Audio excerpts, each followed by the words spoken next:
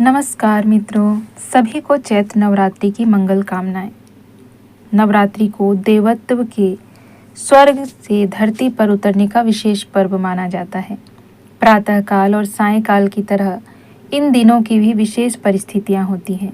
उनमें सूक्ष्म जगत के दिव्य प्रभाव उभरते और मानवीय चेतना को प्रभावित करते हैं।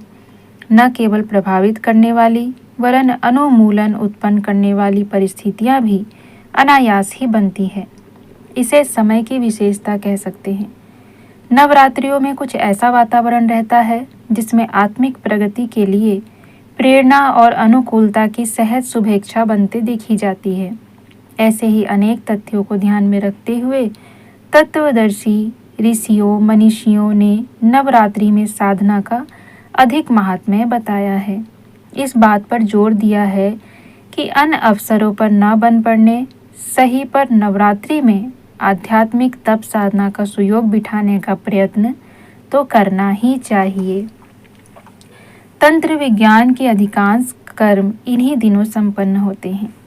नैष्ठिक साधकों के लिए अश्विन और चैत्र की नवरात्रियों में अनुष्ठान साधना एक अत्यावश्यक पुण्य परंपरा के रूप में सदा सर्वदा से अपनाई जाती रही है। 24,000 गायत्री महामंत्र द्वारा गायत्री लघु अनुष्ठान साधकों के लिए अनिवार्य है।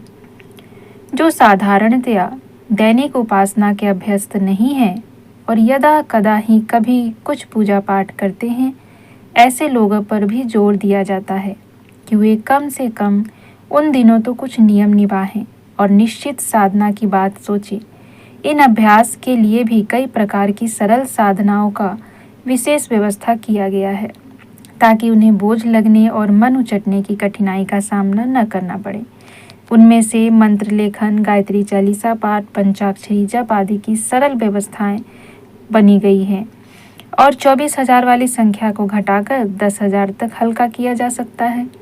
9 दिन में 10,000 जप करने का तात्पर्य मात्र हर रोज 1 घंटा समय लगाना भर होता है। यह किसी के लिए भी भारी नहीं पड़ना चाहिए।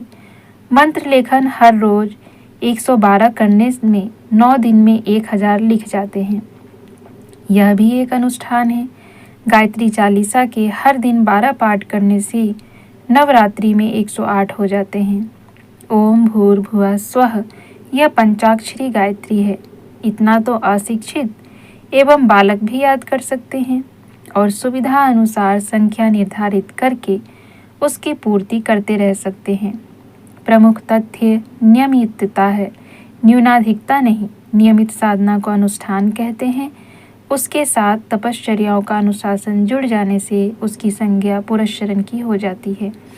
तो चैत्र नवरात्रि में आप जरूर अनुष्ठान करें। अपनी सामर्थ्य के अनुसार जो अनुष्ठान आप कर सकते हैं उस अनुष्ठान को करने का अवश्य प्रयास करें।